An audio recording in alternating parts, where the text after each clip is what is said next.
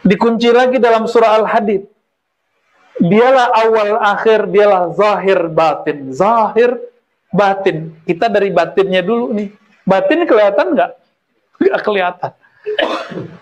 Kira-kira gitu teman-teman. Mulai nganterin kata insan ini. Jadi ternyata ayat ini kalau diterjemahkan dengan kolbu, itu beda maknanya, lebih dalam maknanya. Selama ini antum nerjemahinnya gitu aja. Tidak aku ciptakan jin manusia kecuali menyembahku. Datar begitu aja. Sampai-sampai itu kalau ngojek juga yang nggak sholat, apal ayat itu. Ya, teman kita nggak sholat, pemabuk, apal itu ayat siam. Allazina amanu kutiba alaikumus syiyam. Padahal dia nggak puasa. Ya barangkali kalau dia apal ntar dia jadi puasa kan. Assalamualaikum warahmatullahi wabarakatuh. Sebelum kita menyaksikan kajian ini, maka sebaiknya kita bersalawat kepada Nabi Muhammad sallallahu alaihi wasallam. Allahumma shalli ala sayyidina Muhammad wa ala ali Muhammad. Selamat menyaksikan. Semoga Allah merahmati. Assalamualaikum warahmatullahi wabarakatuh. Baik teman-teman yang makan Allah, kita mulai dengan memuji Allah Subhanahu wa taala. Alhamdulillah rabbil alamin, hamdan yuafi ni'amahu yukafi'u mazidah. Asyhadu an la ilaha illallah, asyhadu anna Muhammadan 'abduhu wa rasuluh. Allahumma shalli wa sallim wa barik ala sayyidina Muhammad wa ala alihi wa ashabihi jama'in. Wassalatu wassalamu alaika ya sayyidi ya Rasulullah. Baik. Sebelumnya kita menghantarkan Islam, Iman, Ihsan. Yang kajian itu sebenarnya sudah ada beberapa di record teman-teman. Bisa sosial. Malam ini kajian yang barangkali mungkin saya nggak tahu sudah pernah di Surat Zariyat ayat 56. Surat Zariyat ayat 56. Pasti sudah hafal. Minimal pernah dengar khotib baca. Cuma kita sekarang memberikan pendekatan lain. Wa ma khalaqtul jinna wal insa illa liya'budun. Dan tidaklah. Jadi ma itu bisa berarti yang, apa, bisa berarti nafi, penegasian, tidak. Wa ma khalaqtul jinna, tidaklah aku khalaqtu, menciptakan jin. Wal insa, dan ins, manusia, berarti kita. Ini manusia apa jin? Beneran. Maka mau nggak dikuasain sama jin? Jangan mau. Jadi harusnya seorang mukmin itu nggak ada yang kesurupan dengan jin, seharusnya ya. Kenapa? Karena kita setara sama jin, bahkan bisa lebih mulia, ya. Cuma secara duluan, barangkali ya mungkin mereka yang lebih dulu daripada kita di bumi. Wa ma khalaqtul jinna, tidaklah aku ciptakan jin. Disebut jin li'annal ain junnat an ru'ayatihi. Disebut jin karena mata kita terhalang untuk melihatnya. Bisa lihat jin nggak? Kecuali antum indigo. Indigo pun yang terlihat bukanlah hakikat jin. Itu pun cuma yang terlihat energi jin yang tersimpan dalam memori kita. Maka kita bayangin jin itu begini ya, nanti kelihatannya seperti itu. Ya.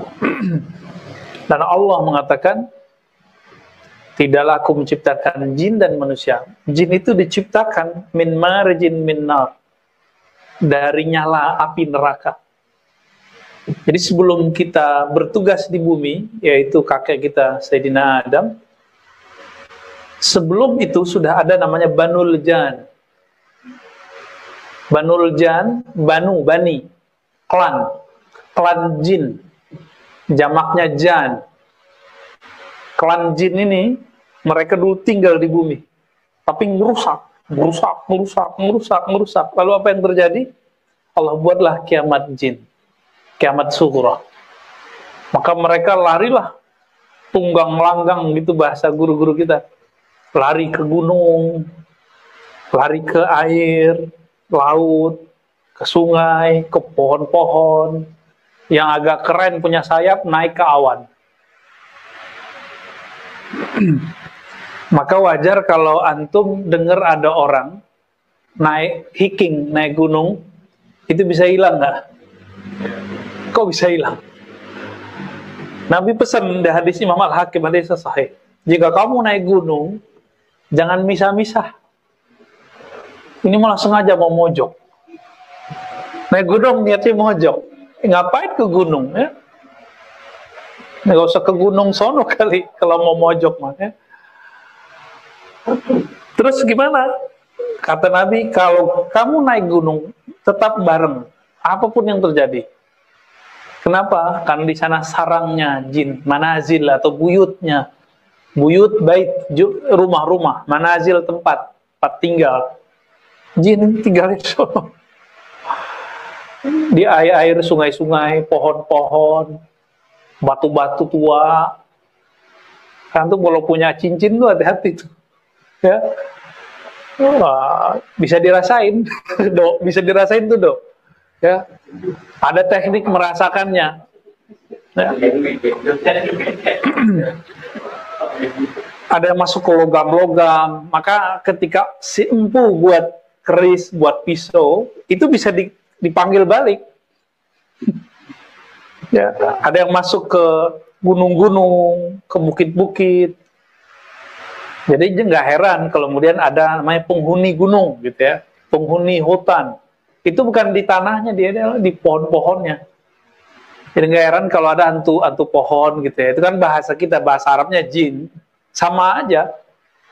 Jadi ada nggak hantu? Ya ada, tapi jenis jin. Jahat nggak? Ya nggak tahu saya. Iseng paling ya. Ada yang kemudian ke air, ke laut. Maka nanti kita dengar ada raja laut, ratu apa? Ya, Nyi Roro Kidul. Itu bukan satu kali ya, mungkin banyak wallahu alam. Kita kan bukan pakar jin, bukan jinolog.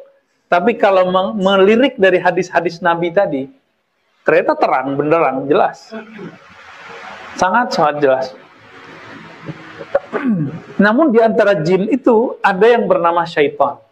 Nah, syaitan ini ada yang sudah masuk ke dalam pembuluh darah manusia, maka Nabi mengingatkan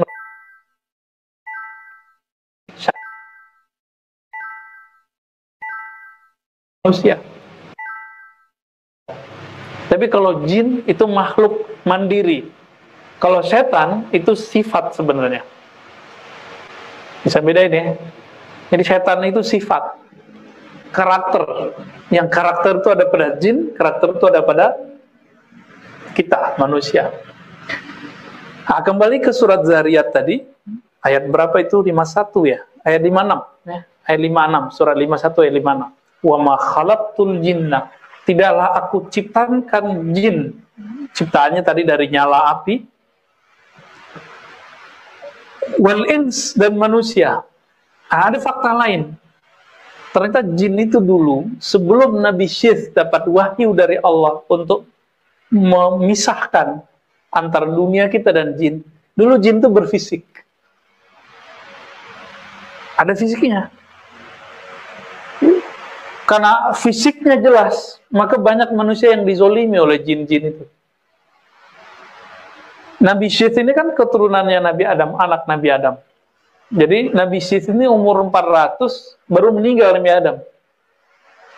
Berarti udah generasi keberapa tuh? Jadi Nabi Adam punya anak, anaknya punya cucu, anak berikutnya itu yang terakhir itu Nabi Syith, lebih kurang. Nabi Syith ini gak masuk ke Nabi yang 25, tapi masuk ke Nabi yang 313. Dapat wahyu dari Allah untuk apa? Untuk membuat garis pembatas antara alam manusia, alam jin. Maka alhamdulillah kita berterima kasih kepada Allah dan berterima kasih kepada Nabi Syith. Dengan berkah beliau, kita tidak bisa melihat jin. Jin pun tidak bisa ngelihat kita. Maka kalau sekarang misalnya ada makhluk jin samping kiri kita, kalau kita giniin dia nggak kena juga. Dia giniin kita nggak kena juga. Kecuali melanggar batas. Ada caranya. Nah, dan itu merusak. Ya. Nah, itu Nabi siapa tadi?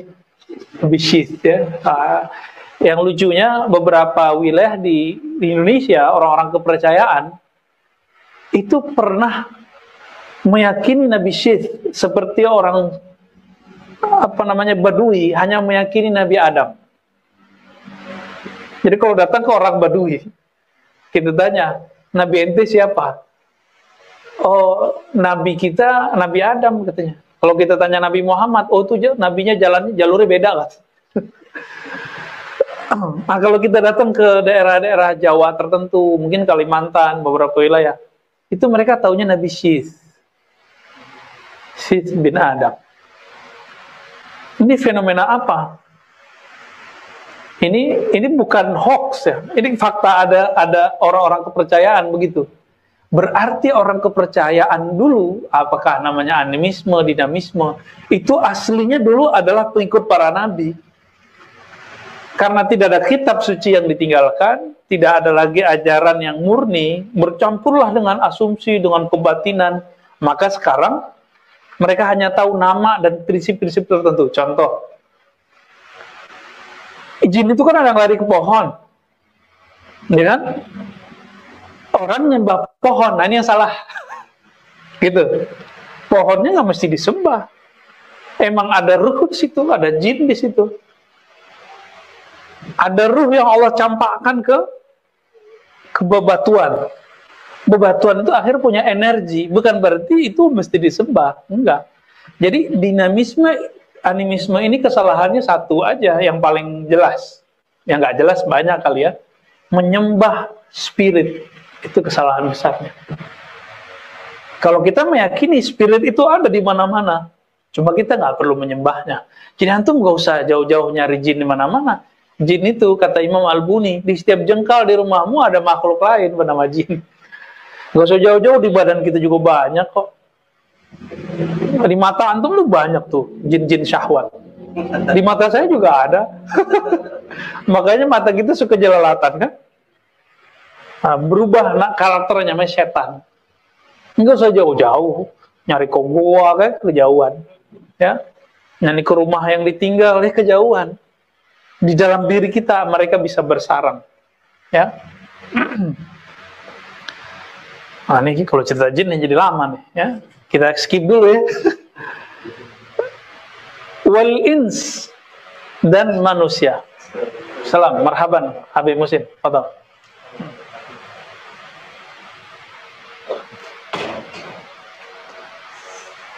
Wah, Habib keren nih celananya.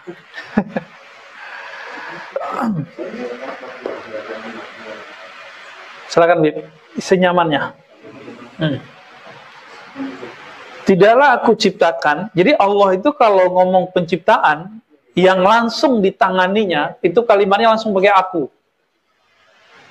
Itu menunjukkan bahwa Allah tidak mau di situ ada keambiguan mengenai pencipta lebih dari satu. Tapi lain ceritanya kalau Allah mengatakan tentang inna nahnu nazzalna dzikra wa inna lahu lahafizun. Sungguh kami yang menurunkan az-zikra, peringatan Al-Quran, maka kami juga menjaganya. Kalau udah pakai kami, berarti Allah kemudian melibatkan Lauh Mahfuz, melibatkan Malaikat Jibril. Ada satu surat, ujungnya aja tuh, 3 ayat, surah Al-Hasyr, itu 70.000 malaikat mengiringinya. Jadi turun malaikat, bawa ayat itu, mengawal ayat itu supaya sampai ke kalbu Nabi SAW. 3 ayat terakhir surah Al-Hasyr. Nanti itu jadi wirid kita sebelum kita mulai. Ya, next pada lebaran baca Al-Fatihah, baca laqad ja'akum, kemudian huwallahu lazi la ilaha illahu, kemudian kul kul kul, selesai baru sholawat kita mulai ngaji. Nanti Anda kirimin ya bacaan pendek. Karena kalau mau dikasih rotibul haddad kepanjangan buat antum. Ya, kita kasih rotib apa namanya? Mau dikasih apa namanya? Ya, rotibul hasyriyah kali ya. Nah, teman-teman yang makan Allah, Allah menyebut, tidaklah aku menciptakan jin dan manusia. Manusia ini al-ins, disebut ins, alif hamzah ya, nun sin. Bisa disebut juga insan, bisa disebut an-nas. Terjemahannya macam-macam ya. Namun terlepas dari terjemahan ins, apakah jinak artinya, apakah artinya lupa, atau artinya mengikuti, atau artinya kasratul nisyan ya, macam-macam orang mengartikan. Yang pasti al-ins ini Allah menyebutnya fi ahsani taqwim. Ya, surat At-Tin ya. Allah itu menciptakan ins, dan alhamdulillah kita bagian dari al-ins itu. Diciptakan dalam formulasi ahsan.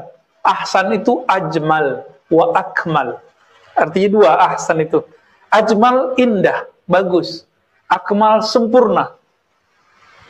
Itu arti dari ahsan. Takwim, pembentukan. Maka kita ini, sebelum kita sudah ada makhluk mirip dengan manusia, maka terungkap oleh ahli arkeologis, disebut misalnya dengan manusia purba, Homo sapiens. Kalau bahasa Jawa, bahasa Arabnya itu disebut al-ins al-jawi. Ada istilah begitu di kitab. Jadi manusia Jawa, ya ketemunya di Pulau Jawa kan? Ada Afriki gitu, ada mana gitu. Tapi kalau dalam bahasa ilmiahnya mereka disebut dengan beberapa istilah. Ya, dan itu nggak banyak. Nggak banyak jumlahnya. Udah ketemu berapa Homo sapien mirip manusia apa, atau homo-homo itu, bukan homoseksual ya. Ada nggak sampai 70? Jumlahnya nggak akan lebih dari 70. Gitu. Umurnya panjang-panjang. Umurnya kayak Nabi Adam, 1000 tahun lebih gitu. Ya bisa jadi lebih, walau alam, kita nggak ngerti berapa umurnya. Dan itu yang pertama dicipta sendiri aja tuh. Mati, dicipta Allah lagi, mati, begitulah terus. Tentu lamanya bukan main. Sampailah kemudian kepada ahsan takwim. Jadi teori evolusi itu ada benernya, ada gak benernya. Apa nggak benernya? Cocok logi. Benernya kalau data itu ada. Jadi kita berterima kasih kepada Darwin dan CS-CS-nya bahwa dia sudah menemukan fosil-fosil itu. Ya, syukron laka ya Darwin. Ya kita terima kasih sama dia. Cuma dia kan cocok logi. Masalahnya manusia dari burung kan gitu katanya. Terus berubah jadi kera gitu ya. Mulai dari kera yang bentuknya kera banget gitu, sampai kemudian mirip dengan manusia yang disebut Homo sapiens. Jadi manusia Jawi itu adalah formulasi yang terakhir sebelum ini, sebelum Al-Brewok ini. Ya, dua Rama kan ini. Ya, Rama Al-Fadani dan Al-Brewoki.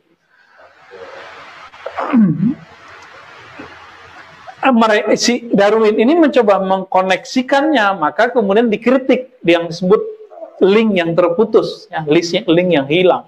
Secara ilmu kimia itu perkembangannya dahsyat sekali. Burung itu kan kromosomnya 48 ya seingat saya, benar? Yang dulu belajar kimia siapa nih? Siapa sih ya? Adanya? Enggak ya? Ya saya ingat saya begitu. Manusia itu cuma 48.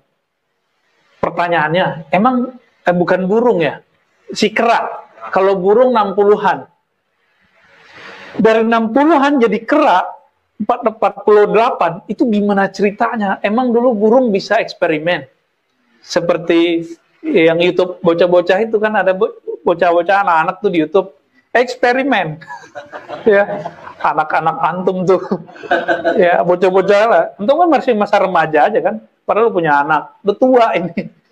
Jangan merasa masih bocah kemarin sore, udah tua kita ini. Udah punya anak, udah punya bini. Tuh punggungnya udah mulai sakit-sakitan, nih kan, pinggangnya udah mulai pegel-pegel. Belakang kolesterol. Ya. Habib Musin udah mulai curiga sama badannya. Gula katanya. Maksudnya dia manis. Teman-teman yang melakukan Allah, Kita ini sebenarnya sudah lumayan ya, sudah lumayan. Jadi ketika ada penemuan-penemuan seperti tadi, kita berterima kasih sama mereka. Jadi antum jangan karena anti teori evolusi Darwin terus nolak semua. Enggak. Teori evolusi itu ada yang ditolak, ada yang diterima. Kan ilmu itu dari Allah semua. Ketika diterjemahkan oleh seorang sosok namanya Darwin, ya barangkali penerjemahan dia keliru gitu. Dia mencoba mencari link. Ini sebenarnya indikasi bahwa si Darwin ini sedang mencari asal-usul dia. Itu gelisah juga. Kayaknya moyang gue nih kera nih gitu kali ya. Atau si burung tadi ya, burung purba ya, fadal. Apa nama istilah burung purba itu? Ingat gak? Ada yang ingat nggak namanya burung purba itu? Belakangnya pakai us-us gitu lah ya. Ya, fadal, silakan. Jadi teman-teman dimakan Allah, penemuan arkeologis purbakala yang mengagetkan apa? Umur makhluk-makhluk tadi, Homo sapiens dan sebelum-sebelumnya itu jutaan tahun sebelum Nabi Adam. Atau ratusan ribu tahun sebelum Nabi Adam. So, ada makhluk sebelum kakek kita Nabi Adam, gitu. Kira-kira. Ada makhluk. Apakah sosok Nabi Adam bagian dari turunan mereka? Kan nggak disebut di Quran. Allah mengatakan, khalaqtuka biyadayya wa lam taku syai'a. Hei Adam, aku ciptakan engkau langsung dengan tanganku. Tangan di situ jangan dibayangkan. Kan kita udah sepakat Allah bukan benda. Allah bukan makhluk. Maka jika dia menyebut tangan, nggak usah dibayang-bayangin. Ya, katakan saja tangan, tapi nggak usah dibayang-bayangkan.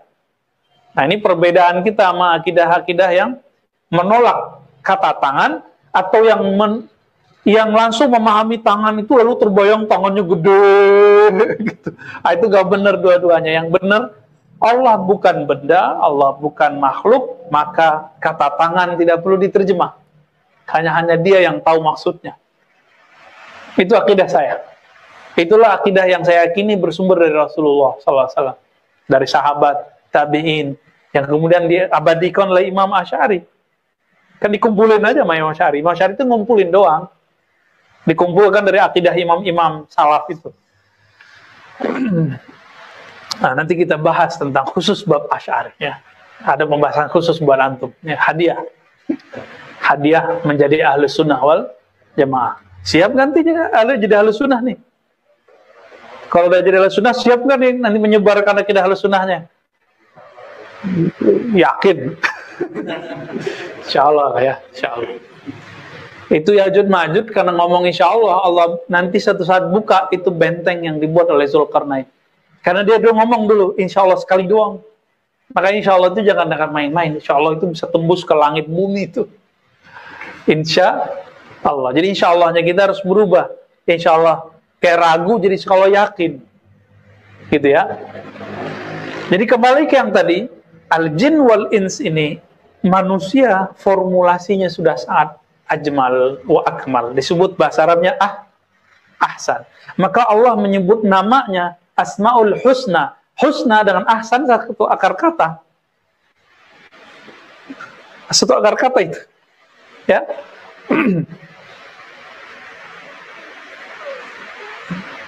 Jadi tadi nyampe di Darwin ya, teori kromosom ya. Dari burung merpatinya 60-an tuh ya. Antum cek sendiri, 60-an, 80-an cek sendiri. Artinya banyak. Kok bisa berubah, nyusut jadi 48, jadi kera. Maka kera itu bisa loncat-loncat di pohon. Antum berani nggak loncat-loncat di pohon?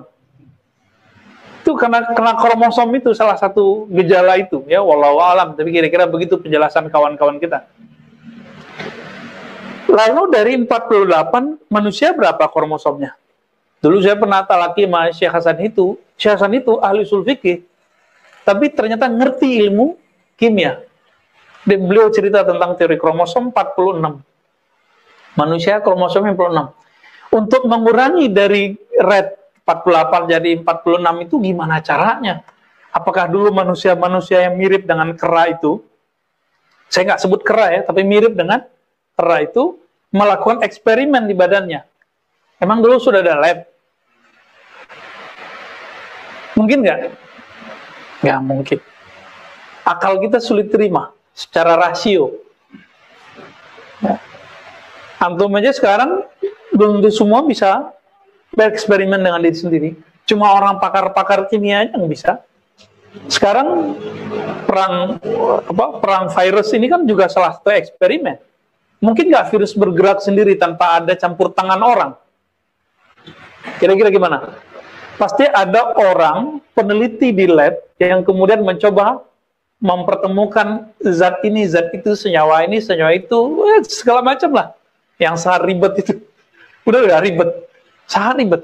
Itu pasti ada intervensi bernama manusia peneliti. Kira-kira kalau merubah kromosom dari 48 jadi 46, itu kira-kira gimana nih? Anggap kita terima dulu nih, seandainya antum menerima teori evolusi. Anggap saja terima dulu ya. Kira-kira siapa yang mengintervensi ini? Si manusia purba itu, mungkin yang dulu kalau mau belah apa pakai batu yang ditajemin gitu ya. Ya, nomaden mereka, mungkin nggak? Kita cari dulu labnya di mana ya. Maka ini mustahil. Afan tetap itu.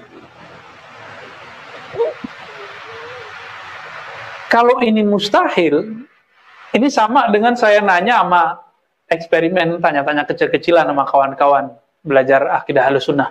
Duluan ayam ke telur. Itu debat tuh, kiri kanan. Ustadz, saya punya ayam. Telur itu keluarnya dari ayam. Yang satu lagi, usaha telur, netesin telur. Ustadz, ayam itu dari telur. Peranglah mereka. Namanya teori Daur. Daur itu muter. Kata yang melihat ayam dari telur, oh ayam tercipta dari telur. Kata yang melihat telur dari ayam, dia ngomong begitu, motor, namanya debat kusir. Debat kusir.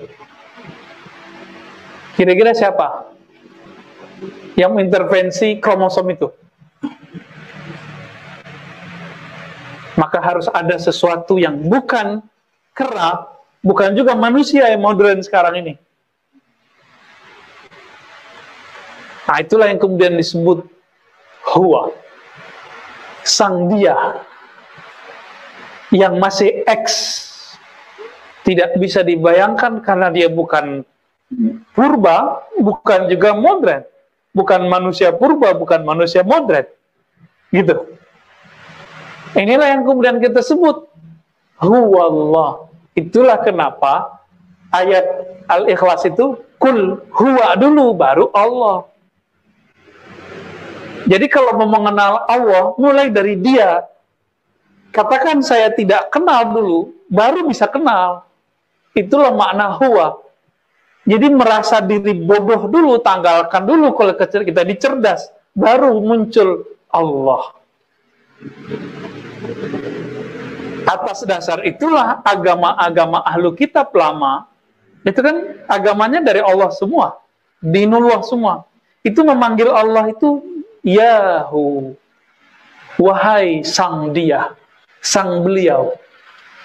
Dia itu, dia nggak terlihat oleh mata, tidak terdengar oleh telinga, tidak bisa disentuh, tidak berjarak, tapi juga tidak dekat. Nggak jauh, nggak dekat. Disebutlah dia sang maha misterius. Dikunci dalam Al-Quran disebut yu'minuna bil ghaib.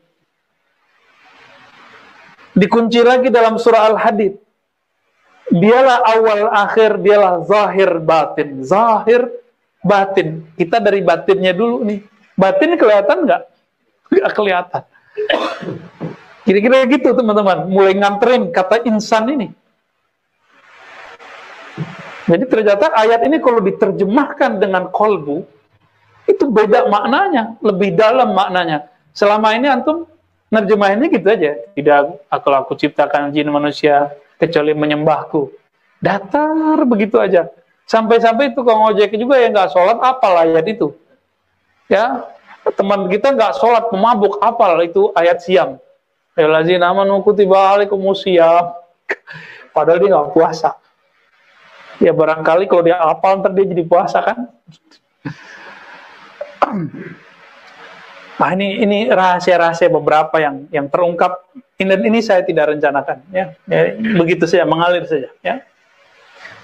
Kita skip dulu ma'rifatul insan, ma'rifatul jin. Kita skip dulu karena panjang ceritanya nanti. Ya.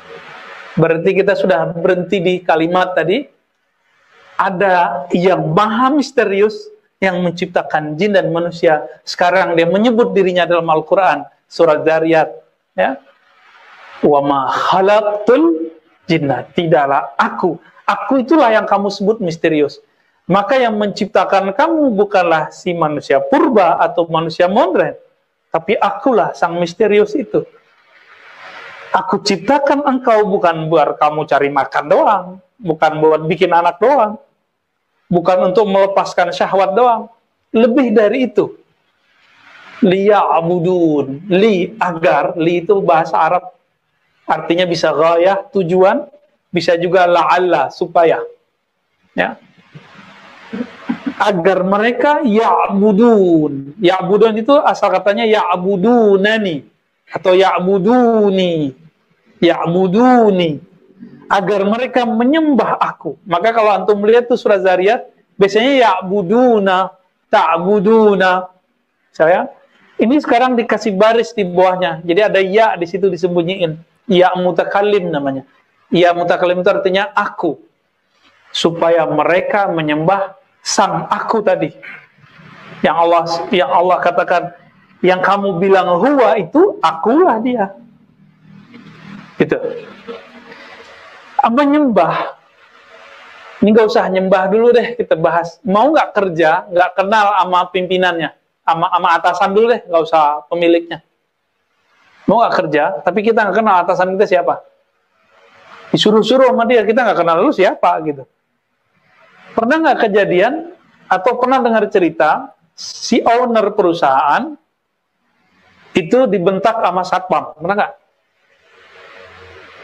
Iya, itu bisa terjadi dan sering terjadi karena si ownernya nyamar pakai baju kaos, pakai celana pendek.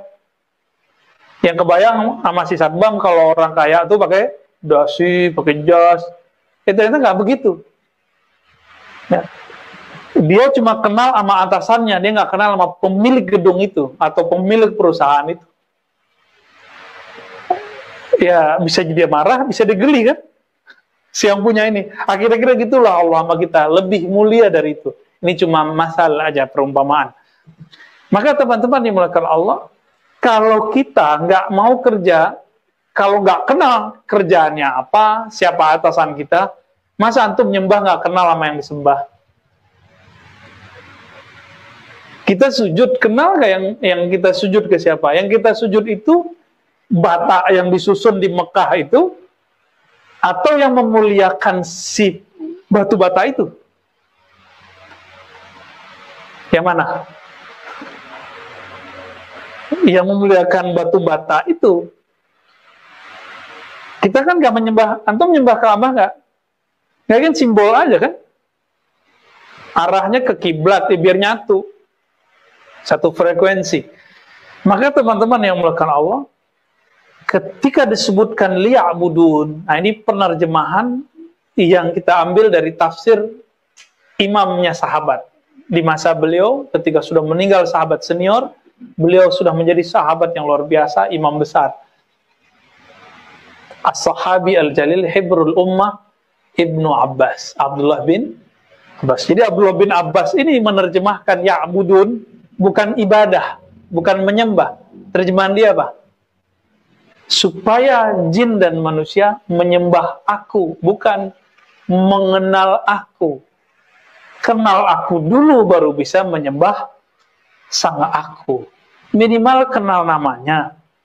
Syukur-syukur kenal sifatnya. Syukur-syukur merasakan zatnya. Gitu. Makanya kemudian salah satu kajian usuluddin ma'rifatullah adalah ma'rifatus sifat, mengenal sifat Allah. Karena sifat banyak sekali, maka dibagilah sifat wajib, sifat mustahil, sifat jaiz. sifat wajib nanti dibagi berapa lagi gitu ya, dimudahin. Cuma ada orang yang ngerti bilang itu bid'ah, itulah masalahnya. Ya, nggak paham, nggak mudeng. Ya. Jadi kalau diterjemahkan ayat tadi, wa ma khalaqtul jinna wal insa illa liya'budun. Tidaklah aku, sang aku, menciptakan jin dan manusia kecuali agar mereka menjalankan tugasnya untuk mengenalku sehingga sempurna dalam menyembahku. Kira-kira begitu. Kalau nggak begitu, nggak terasa. Jadi sholat khusyuk itu bukan antum melayang, hilang. Itu namanya keluyuran. Sholat tapi keluyuran. Sholat kemudian ekstase, kehilangan. Itu ahwal. Mengenal Allah itu makom. Makom itu di atasnya khusyuk. Makanya Nabi mengatakan bab ihsan. Masih ingat ihsan? Engkau menyembah Allah seakan memandangnya. Jika tidak merasa dipandangnya, karena sudah kenal, maka kita bisa memandangnya. Minimal memandang namanya dalam diri kita, memandang sifatnya terpancar dalam jiwa kita, dalam ruh kita, dalam kolbu kita. Baru bisa nanti merasakan zat Allah. Nah, itu ilmu tentang zat Allah kan mahal. Itu hanya milik wali-wali yang tinggi. Minimal kita kenal namanya, sifatnya, af'alnya, 3 jadi cukup. Jadi ilmu akidah cuma mengantarkan sampai nama dan sifat, af'al. Tapi ilmu ruhani mengantarkan sampai kepada zat. Kesempurnaannya bisa di waktu masih hidup, bisa nanti setelah meninggal. Bahkan orang yang belum sampai ilmunya kepada ma'rifatul zat, udah masuk surga pun nanti masih mencari ilmu itu. Maka saya pernah menulis, ya, saya punya IG tapi jarang dirawat. Kadang buka, kadang enggak, kadang nulis, kadang enggak. Ya. Dulu pengen tutup, nggak tahu cara nutupnya. Ternyata banyak juga yang minta agar tetap itu ada. Ya sudah sesekali saya tulis. Salah satu yang saya tulis apa? Bermakrifat, tetap mencari makrifat setelah kita wafat. Orang meninggal itu masih cari makrifat. Maka antum mumpung nyawa masih dalam badan ini, ruh masih bersambung, berkoneksi dengan tubuh ini, ngaji ma'rifat dulu. Biar nanti di sono jadi Pak Lurah. Jadi wali kota nanti di alam ruh, di alam barzah. Dicori-cori orang terantum itu. Ngaji ruh. Jadi jangan dikira di alam barzah itu antum tidur mulu. Ada yang tidur. Ada yang kerjaannya di dunia ngaji, di sono ngaji lagi. Ada yang di sini bangkang ke Allah, ya di sono disiksa Allah. Ditakut-takutin. Jadi siksa ahli kubur itu ditakut-takutin terus sampai dia tersiksa dan terasa lama. Maka di alam surga lamanya bukan main. Lamanya bukan main. Tapi bagi orang-orang yang kenal Allah, seperti kita ngantuk-ngantuk, ketiduran, terus bangun, rasanya lama atau cepat? Nah, kira-kira begitu. Nah, maka majelis-majelis yang isinya mengenalkan hamba kepada Allah, mengenal Allah, ma'rifatullah, itu majelis sangat dirindui nanti kalau sudah meninggal. Maka tidak jarang-jarang mereka datang lagi, hadir lagi. Karena ruh nggak mati. Yang mati tubuh fisik ini kembali ke tanah. Coba, innalillahi wa inna ilaihi rajiun. Kita milik Allah, kembali ke Allah. Tubuh dari tanah, kembali ke tanah. Sedangkan persoalan alam barzakh nanti diurus oleh an-nafs, jiwa. Jiwa kita ditanya lah. Jika ruhnya mengenal Allah, maka di backup lah si jiwa itu. Jiwa itulah yang merasakan mati. Kullu nafsin za'iqatul maut. Tidak ada kullu ruhin za'iqatul maut. Setiap nafs jiwa pasti mati. Tapi tidak ada ayatnya setiap ruh pasti mati. Ada nggak? Nggak ada. Maka penerjemahan ulama dulu yang menyamakan nafs jiwa dengan ruh, ini adalah keambiguan. Karena emang ilmunya mungkin barangkali belum sampai ke sana. Karena ilmu ini kan Allah yang Allah simpan, ada yang Allah teruskan, ada yang Allah tutup habis-habis. Dan ilmu itu di akhir zaman Allah buka semua. Maka antum coba lihat, Sahih Bukhari sekarang tidak mesti dipelajari lagi, didapat oleh orang yang mencari hadis. Apa saja sekarang sudah bisa beli kitab Sahih Bukhari kan? Kalau nggak dapat teks Arabnya, dapat terjemahannya. Jika ilmu zahir yang dulu hanya dimiliki oleh ulama-ulama besar sekelas Imam Bukhari, apalagi juga ilmu ma'rifatullah. Nggak usah khawatir, antum nggak nyantri, nggak apa-apa. Ya, nyantri di alam Jabarut aja ya. Sekali seminggu, sekali sebulan, lumayan kan. Alam Carut Marut, alam Jabarut. Ter-GR lagi ya. Jangan GR dulu, kita takut juga, jangan-jangan ini jebakan-jebakan aja. Ya. Maka kita nggak boleh merasa aman. Kata Sayyidina Al-Hasan Al-Basri, murid Sayyidina Ali, man amina minan nifaq fahuwa munafik. Siapa yang merasa aman dirinya dari ketergelinciran kemunafikan, maka dialah munafik yang sebenarnya. Dia yang sok-sok suci itu mereka berjubah-jubah kesolehan, tapi batinnya dibukakai oleh Allah. Orang-orang yang sudah memastikan dirinya masuk surga, yang jualan-jualan surga, selain dia masuk neraka, selain aliran dia kemudian akan disiksa, baik itu nyerempet ke bab politik, ke bab pemahaman fikih, apalagi pemahaman akidah. Ini mereka ini masuk ke kategori yang disebut oleh Imam Salaf Al-Hasan Al-Basri yang wafat tahun 110 Hijriah. Apa kata dia tadi? Yang merasa dirinya aman dari ketergelinciran kemunafikan, maka dialah munafik. Ya. Kata Ibnu Abi Mulaikah, saya ketemu ratusan sahabat Nabi, tidak ada satupun yang merasa imannya seperti iman Jibril. Nggak ada satupun.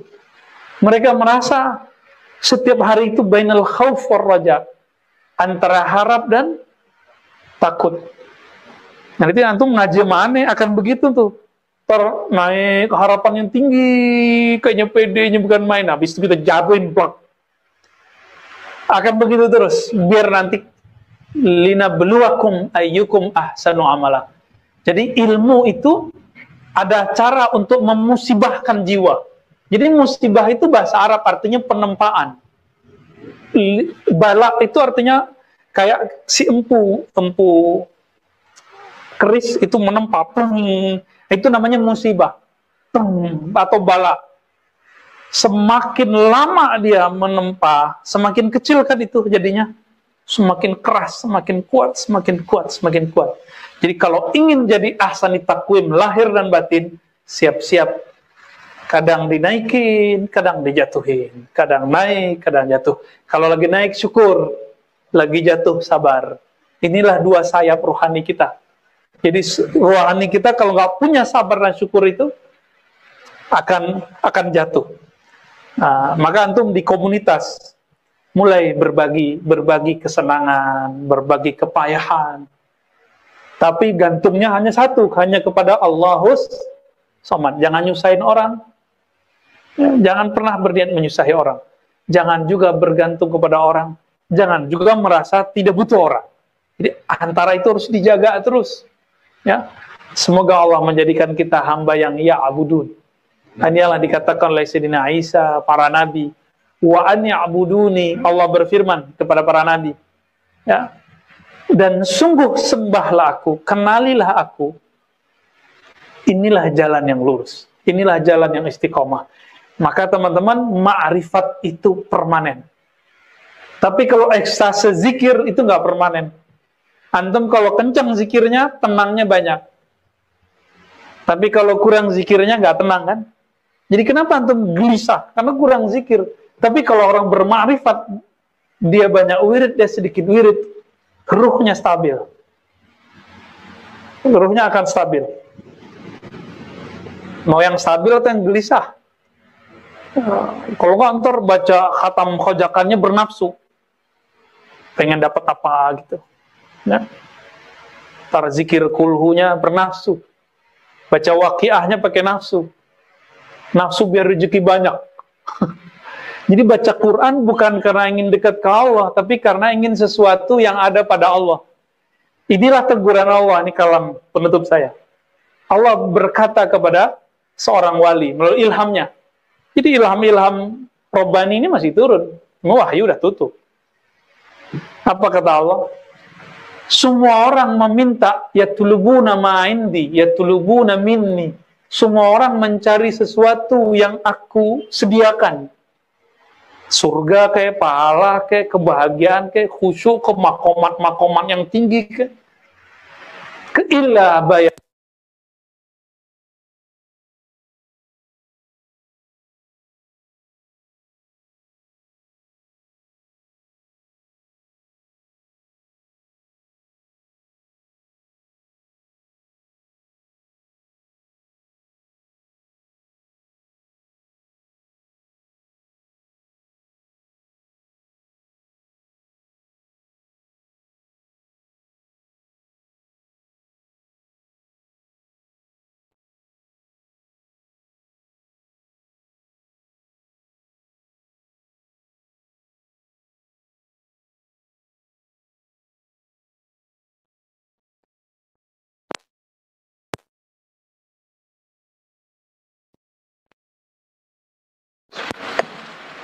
Ini pertanyaan gelisah ini.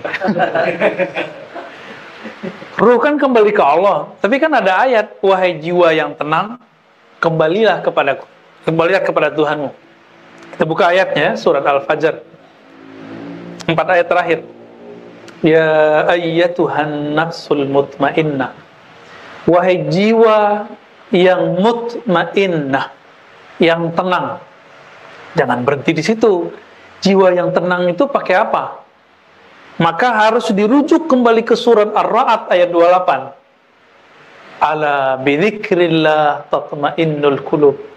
Ketahuilah, hanya dengan menyebut, mengingat, mengenal Allah, jiwa jadi tenang. Jadi jiwa itu gelisah terus.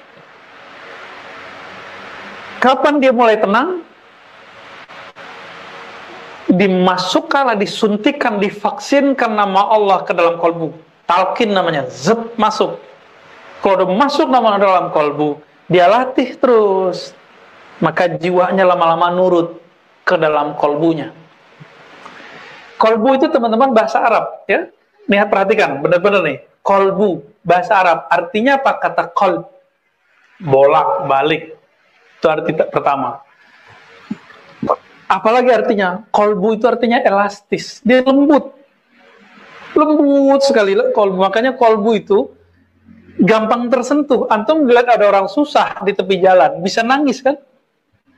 Ada yang nongol di sosmed kita, kayaknya orangnya suaranya indah, tapi kok orangnya kayaknya biasa banget, kita tersentuh.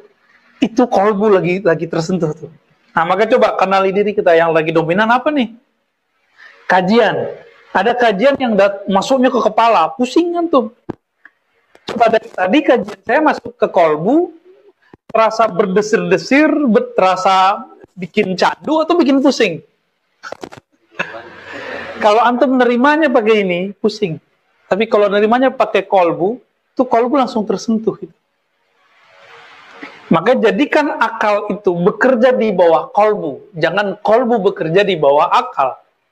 Karena Allah itu menyuruh, lahum qulubu yaqiluna biha. Mereka punya kolbu, dan mereka berakal, berpikir dengannya kolbu. Jangan berpikir itu cuma dengan otak cerdas kita, tapi pakai kolbu. Kolbu itu gampang tersentuh, dia elastis. Ciri-ciri elastis gampang tersentuh. Yang kedua, gampang merevisi kalau dia salah. Maka ciri-ciri ustadz, kalau sudah masuk ke alam kolbu, dia sangat mudah merevisi kalamnya kalau dia salah. Kalau masuk ke seorang suami, masuk ke seorang istri, masuk ke seorang guru, seorang murid, ketika terjadi cekcok, polemik, baik guru murid ikhtilaf, suami istri ikhtilaf, terjadi cekcok, itu gampang benernya ntar. Maka lawan dari kolbu yang lembut ini disebut dengan summa qasat qulubuhum, surat Al-Baqarah ya. Kemudian kolbu mereka menjadi kesat. Kolbu kalau ada kesat, dia nggak elastis lagi, kaku gitu. Maka kajian-kajian yang membuat kolbu kesat, tidak elastis, itu meracuni jiwa antum. Kolbunya nanti nggak mutmainnah. Masuk masjid, bagi dia ketemu musuh yang banyak. Kalau masuk mall, dia aman-aman aja. Nih, ciri-ciri kolbu udah mulai masalah. Kok giliran masuk masjid ketemu musuh banyak nih? wah sarungnya Rama Al Brewoki, Isbal nih gitu ya. Jenggotnya lumayan, bawahnya kurang jingkrang kan gitu. Jadi rame. Imamnya kunut jadi rame, imamnya begini jadi rame, samping kiri kanannya begini jadi rame. Kolbunya jadi kaku, maunya satu model versi dia. Betapa banyak hari ini maklumat kajian-kajian yang membuat kolbu menjadi kesat. Summa qasat qulubuhum min ba'di dzalik. Au asyaddu qaswah, bahkan lebih kesat dari, lebih keras daripada batu. Gunung itu batu nggak isinya? Yang kejadian kemarin banjir besar di Nusa Tenggara Timur, itu gunung akhirnya mengeluarkan air, ya kan? Sampai kemudian terbuat danau. Allah sindir kita, itu gunung keras. Kalau Allah tegur, Allah turunkan kalam kun, dia langsung menangis. Itulah tangisnya gunung. Itu bahasa alam itu. Ayatnya ngomong begitu kan, coba lihat. Ayat berapa itu? Aktivis mantannya. Aktivis mantan. 60-an ya? 60 atau 61? Ya. Jadi itu, kalau ada longsor, kayak kemarin di Bogor, kalau secara kacamata alam, fenomena alam. Tapi dalam kacamata ilmu hakikat, itu Allah berkalam di sana. Allah berkalam, makanya terjadi longsor. Orang mana bisa bayangin Bogor yang dari dulu nggak pernah begitu kan? Tiba-tiba dari atas longsor dan banjir. Nusa Tenggara terjadi begitu. Tapi yang bikin saya malu apa? Ya Allah, itu bukit, batu, keluar air. Ini kolbu, kok susah nangis? Nyebut nama Nabi aja nggak bisa tersentuh. Gimana mimpi ketemu Rasulullah Sallallahu Alaihi Wasallam? Maka wajar kiai aja nggak bisa ketemu Nabi di mimpinya, apalagi muridnya, apalagi santrinya, apalagi jamaahnya. Dia nggak rindu kepada Rasulullah soalnya. Gimana mau rindu, kenal aja kagak. Ya? Maka teman-teman yang melakukan Allah, ya Tuhan nafsul mutmainah, wahai jiwa yang mutmainnah. Itu kalau saya terjemahkan versi ilmu munasabat Quran. Jadi ada namanya ilmu munasabat Quran. Munasabat artinya mencari keselarasan satu ayat dengan ayat yang lain. Apa maknanya?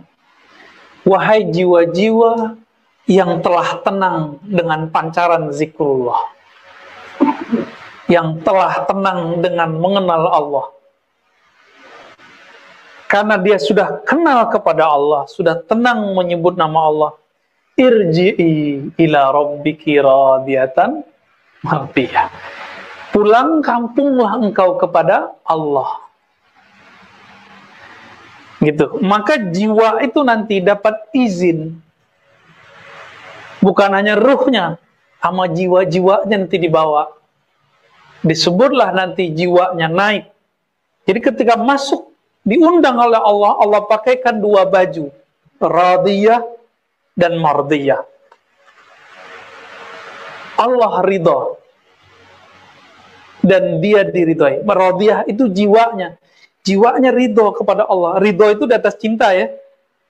Jadi orang kalau udah cinta, muncullah satu sifat namanya ridho. Kalau ini dodo ini. Ridodo. Ridho ini, kalau bahasa kita rela. Kalau udah rela, kehendak dia, kehendak kita. Tidak ada namanya, lu gua nggak ada. Kehendak kita lebur dalam kehendaknya. Kemauan kita hilang dalam kemauannya. Tidak ada lagi di situ dualisme. Yang ada hanya wujudnya. Wujud Allah semata. Jadi radiyah mardiyah itu kuncinya ada satu. Mahabbatullah. Mencintai Allah. Dan cinta itu mesti diejak, dilatih. Kata orang Jawa, kalau kamu udah sering, kamu pasti cinta. Apa bahasa Jawanya? Orang Jawa mana orang Jawa? Nah itu tuh saya nggak bisa. Walaupun pasangan saya orang Jawa, tapi sebenarnya nggak bisa ngomong Jawa. Ya. Tapi kalau baca teksnya ngerti ya. Gimana? Terjemahannya gimana terjemahannya?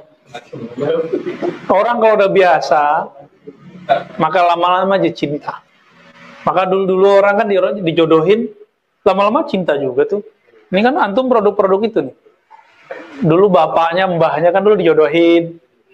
Ya, kalau sekarang kan nyari sendiri, ya Rama ya? Ya, nyari sendiri. Giliran cerai, ngelibatin keluarga besar. Nggak adil. Baik. Kejawab nggak nih? Ya. Nanti kan bisa diulang-ulang ya. Maka dikasihlah hadiah si jiwa itu. Masuklah ke jannati. Gabunglah dengan hamba-hambaku. Masuklah ke dalam. Nah, si hamba itu ruhnya. Si jannat itu nafsnya. Ruh itu mesti ada cangkangnya. Cangkangnya di mana? Itulah jiwa. Gitu. Ya. Kalaupun nggak paham malam ini, besok paham insya Allah. Ya lagi. Ya, betul. Ada dua enggak?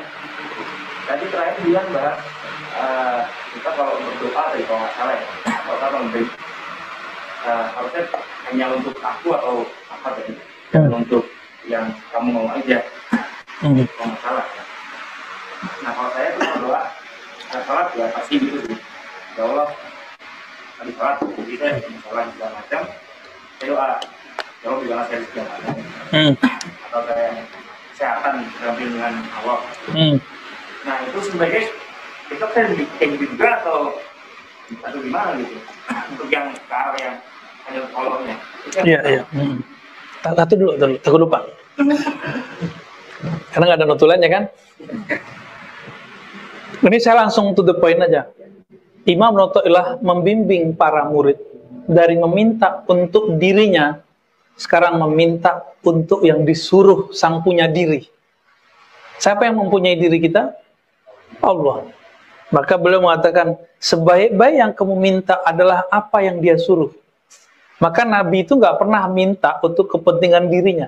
Kalau Nabi minta gimana? Ini contoh, Nabi nggak minta duit, tapi Nabi minta syukur.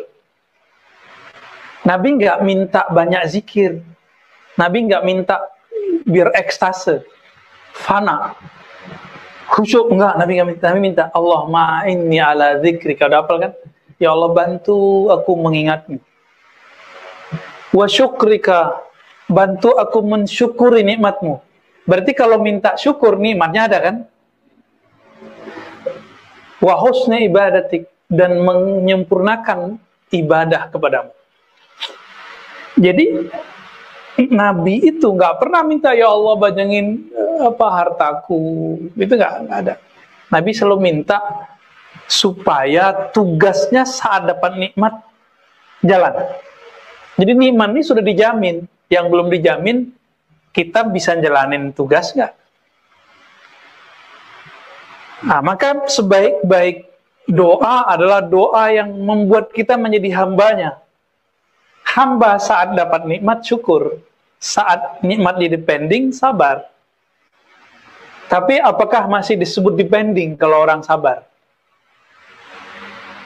Jadi ada kata kunci. Kalau nikmat itu sedang dipending secara zahir, batinnya nggak dipending. Kenapa? Karena nikmat itu ada dua. Syukur itu sendiri kan diminta. Ya Allah, bantu aku untuk syukur. Berarti syukur nikmat nggak? Jadi sekarang malam ini teman-teman coba dibagi dua. Ada nikmat yang zahir, duit, sehat, pasangan. Mau nambah? Tinggal diaminin tuh ya Kak. Dia jawabnya salah dia. Seharusnya amin, besok langsung jadi kan. Apalagi anak, pekerjaan, umur panjang, kendaraan, apalagi rumah, itu zahir semua. Kalau orang kenal Allah, yang diminta bukan yang sebelah itu, yang diminta sebelahnya ini lagi. Inti dari semua tadi dua aja, sabar sama syukur, sabar syukur. Jadi sabar dan syukur mencakup semua nikmat yang tadi. Semua yang tadi itu terkumpul dalam 2 kata aja, sabar, syukur, selesai. Karena sabar dan syukur itu tidak pernah lepas dari antum punya yang semua tadi. Semua dunia dikumpulkan kepada antum atau dikurangi dari antum, itu nggak akan keluar dari 2 keadaan aja. Kalau nggak sabar, syukur, sabar, syukur. Masa pandemi gini, makanya tadi saya nanya Mas ya kan, gimana pengunjung udah mulai ramai belum? Ya mulai apa? Naik pelan-pelan, kadang turun. Emang begitu. Apalagi kalau rame ntar ada yang moto-motoin ya kan. Ada orang niatnya benar, tapi kadang bercampur dengan tidak benernya kadang. Ini memang udah zamannya udah zamannya. Kalau lagi rame syukur, kalau lagi kurang syukurin. Itu yang ngelaporin bilang syukurin. Itu sabar. Jadi orang-orang yang berjuang dalam dunia bisnis itu justru lebih tidak safety daripada petani. Petani habis nyangkul tidur ngorok. Kalau antum kan mau tidur kepikiran dulu. Ya kan bangun tidur kepikiran lagi. Yang ngantor juga sama. Mau tidur ya besok ngantor. Pas bangun tidur belum baca alhamdulillahillazi ahyana langsung ya terus jalan lagi nih. Begitulah hidup. Jadi yang diminta nikmat yang ini. Nah itulah orang-orang yang kenal Allah. Inilah yang pewaris Nabi. Kalau yang sebelah kanan tadi, sebelah kiri itu ya. Nabi mengatakan ta'iba abdud dinar. Sungguh lelah budak fulus. Hamba dinar, hamba dirham, hamba rupiah, hamba dolar. Bukan berarti sahabat Nabi nggak kerja, mereka kerja. Abdurrahman bin Auf itu punya saham di mana-mana. Nabi wafat, dia punya perusahaan ternak di mana-mana. Di zaman itu perusahaan yang paling hebat itu bukan tambang, kan tambang belum ketemu. Itu ternak onta. Dia bawa 12.000 ekor onta dari Syam. Dibawa ke Madinah. Aisyah dengar kabar, oh Abdurrahman bin Auf kayaknya nggak tanggung-tanggung. 12.000 onta. Antum bisa bayangin, satu onta harga misal, anggap saja 20 juta deh. 20 juta kali 12 berapa? Ini onta kurus nih. 24 M. Berapa? Benar. Di sekitar itulah ya. Saya nggak kurang nih, hitung-hitungannya nggak kurang deh. 12.000 kali 20 juta. Hitung aja. Itu aset dia. Aisyah ngabarin. Tolong sampaikan kepada bin Auf, Abdullah bin Auf. Dulu Rasulullah pernah ngabarin waktu masih hidup. Apa kata Rasulullah? Abdurrahman bin Auf nanti ketika dihisab, dia berjalan pakai dadanya ngesot. Sedangkan di punggungnya semua harta dan asetnya. Nunggunya bukan sebentar, barang sebentar, lamanya bukan main. Disampaikanlah oleh orang murid Aisyah ini kepada bin Auf, Abdurrahman bin Auf. Langsung dia kaget karena dia ini ruhnya hidup. Karena dia masuk sahabat-sahabat utama ya. Masuk 313 sahabat Rasulullah yang dijamin masuk surga. Tapi kan mikirin harus ngesot dulu kan pusing juga deh. Apa kata dia? Ya Rab, kalau begitu 12.000 onta aku wakafkan semua, aku serahkan ke Baitul Mal. Mana ada orang kayak beliau? Ya, zaman ada nggak orang kayak beliau? Nggak ada. Nggak sanggup kita. Saya aja nggak sanggup. Saya aja nggak sanggup. Ya. Itu beliau sanggup. Nah, jadi saat mereka diuji, itu kan ujian juga ya. Itu mereka mau berbagi. Dan ini yang disebut wasyukrika. Jadi mintalah syukur, jangan minta nikmat. Minta syukurnya. Karena syukur mencakup nikmat yang zahir, nikmat yang mati. Mungkin nggak orang baca alhamdulillah dengan penuh rasa bahagia kalau dia nggak ada duit? Jarang. Zaman now ya, zaman sekarang ada nggak? Pasti dia seneng kalau THR turun. Ya kan? Kadang nyindir-nyindir ya kan sekarang pejabat-pejabat yang kelas-kelas lapangan ini banyak yang nggak tahu apa gajinya kurang, bagaimana. Itu semua UMKM itu mereka colek-colek semua itu. Ya cuma 1-2 yang beres. Nggak banyak. Maka teman-teman nanti banyak nanti aparat-aparat itu dihisapnya lebih berat daripada orang-orang yang tidak aparat. Ya, jadi antum yang nggak bekerja sebagai mereka ya bersyukur. Bagi antum yang bekerja sebagai aparat negara, mikir-mikir lagi deh, ngambil yang bukan hak. Ya. Panjang hisapnya ntar. Sekali itu masuk kecanduan terus. Barang haram masuk nih, dia minta mulu. Tapi namanya terpaksa ya, ngasih juga kan. Dipaksa. Mintalah tugas, kemudahan menjalankan tugas sebagai ya'budun, sebagai hamba, bukan minta fasilitas. Gitu ya. Yang kedua apa? Yang kedua, jadi kita ngebahas apa mengenal Allah.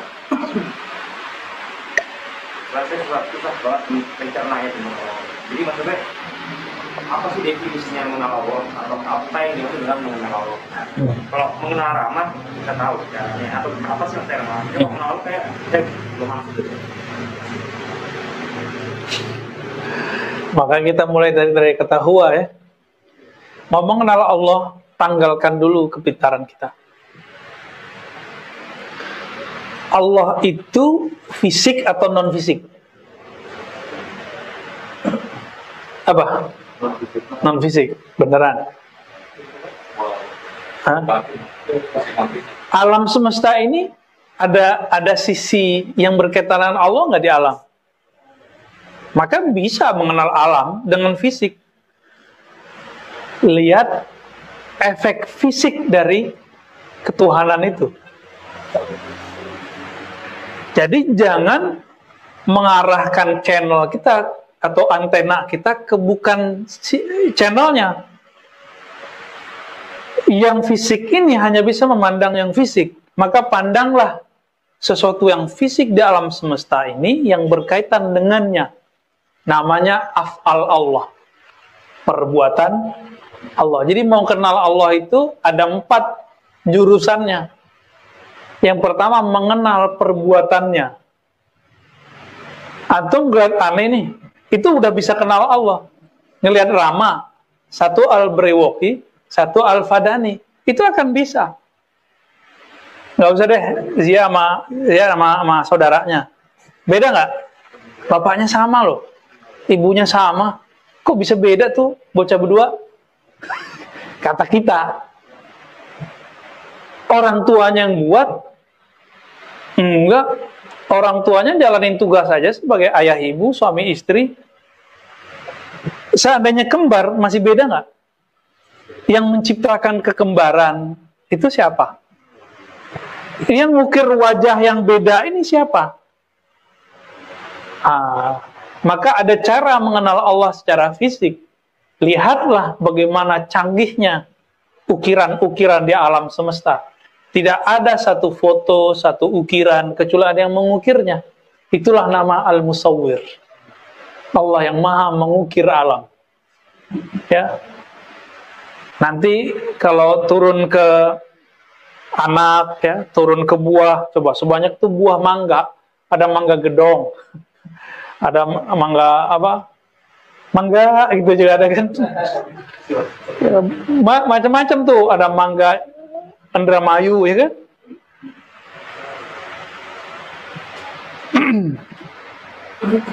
Gak usah jauh-jauh melihat badan kita. Tuh lihat si brewok nih. Yang paling dekat sama rambut itu alis apa brewoknya? Alis ya kan? Tapi kenapa alis nggak nambah? Giliran ini 3 hari udah kemana-mana tuh. Seminggu mulutnya hilang. Langsung nutupin semua ya kan? Kok bisa? Jadi saya aja, Rama Al-Brewoki aja nih, nggak bisa ngatur nahan, bilang, Bulu, kamu jangan tunggu-tunggu dulu dong, nggak sebulan aja. Nggak bisa kan? Ini penemuan fisik di dalam diri kita. Coba antum punya gigi kan? Punya kuku nggak? Kuku manjang nggak tiap minggu? Coba gigi tiap minggu panjang. Mau Jumatan, motong dulu kita. Kan repot. Kok ini bukan cocok logi, ini kita lagi bertanya sama diri kita. Loh, ini ternyata ada sesuatu yang misterius dalam diri ini. Yang tidak misteri itu perbuatannya. Itulah huwallahu al-awwal, al-akhir, az-zahir, al-batin. Zahir perbuatannya, batin sang misterius itu. Siapa sih sumbernya ini? Itu misterius. Gampang nggak? Jadi kita bilang, saya yakin nih pasti ada yang ngurus ini. Kita kasih aja nama. Yang menumbuhkan rambut. Udah, itu nama, sudah. Berarti antum udah kenal Allah dari satu nama. Yang menumbuhkan si brewok dan tidak brewok. Gampang tuh. Coba, antum dulu kecil. Terus sekarang udah kayak bapak-bapak. Pernah nggak ngatur? Ntar gue mau tingginya sekian. Umur sekian ntar begini. Pernah nggak? Coba, apa orang tua kita yang narik-narikin punggung kita, kamu panjang ya? Enggak kan?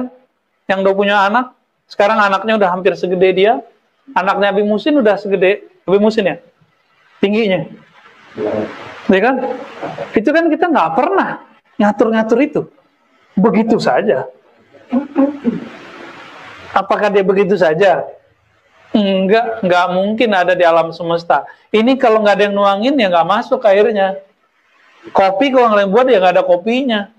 Masa ada di alam semesta tubuh secanggih ini nggak ada yang ngaturnya.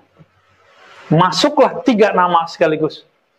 Al-Khaliq, Al-Bari, Al-Musawwir. Pencipta dari tiada menjadi ada. Al-Bari yang mewujudkan keberadaan itu. Al-Musawwir yang mengukir keindahan alam semesta, termasuk tubuh kita. Gimana tuh kira-kira? Coba hidung antum taruhnya di dengkul sama Allah, kan repot. Ya kan? Telinga naruhnya enak banget di sini. Coba telinga di depan. Juele ya. Itu aja udah disebut ma'rifatun nafs. Mengenal diri, kenal sang misteri. Minimal kenal perbuatannya dulu. Itu basic tentang ma'rifatullah ya. Masih panjang itu jalannya tuh.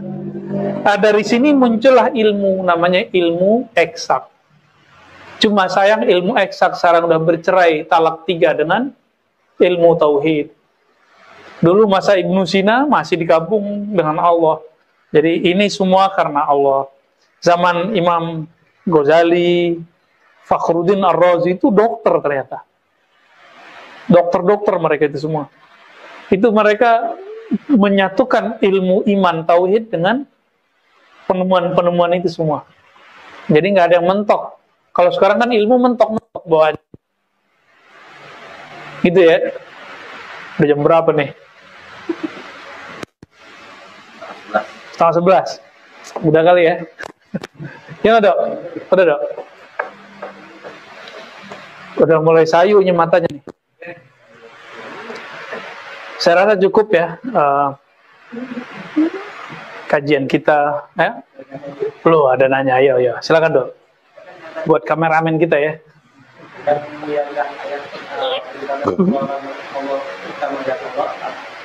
Hadis.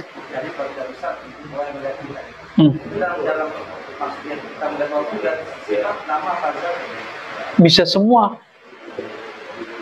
Seakan-akan memandangnya perbuatannya. Memandangnya, antum sudah dapat talqin zikir nih, dibimbing sama guru menyebut nama Allah, terpandanglah namanya. Bukan tulisan alif lam lam ha, tapi makna dari nama itu. Kalau sudah mulai terasa maknanya, udah otomatis masuk langsung ke sifat. Kalau sudah ada sifat, hilanglah sifat kita, nyatalah sifat dia. Wah, itu panjang lagi cerita gitu. Pusing lagi kepala antum dar. Tajalli af'al namanya. Manifestasi Allah menzahirkan perbuatannya. Menzahirkan namanya. Menzahirkan sifatnya.